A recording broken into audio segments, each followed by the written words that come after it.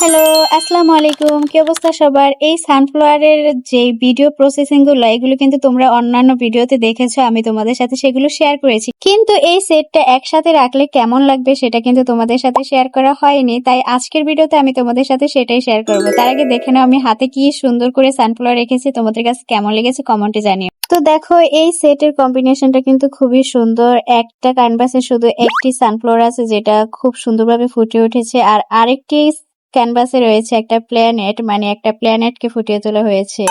তো তোমাদের কাছে এই সেটটি কেমন লেগেছে? আমার কাছে কিন্তু বেশ ভালো লেগেছে। এটা কিন্তু দেয়ালে লাগালে অনেক সুন্দর লাগবে। আর দেখো এটা রোদের মাঝে কতটা সুন্দরভাবে ফুটে উঠেছে, মনে হচ্ছে যেন রোদের মাঝে সূর্যমুখীগুলো ফুটে আছে।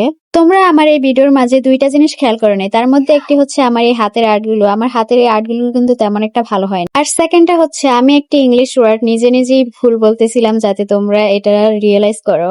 আমি দেখবো যে তোমরা আমার এই ভুল ওয়ার্ডটি আইডেন্টিফাই করতে পারো কিনা, কে কে করতে পারো সেটাও দেখবো। তো তোমাদের কাছে এই সানফ্লাওয়ার সেটটি কেমন লেগেছে অবশ্যই কমেন্টে জানিও। আর যারা পারচেস করতে চাও তারা মিম সার্টিফাই নক দিবে। আল্লাহ হাফেজ।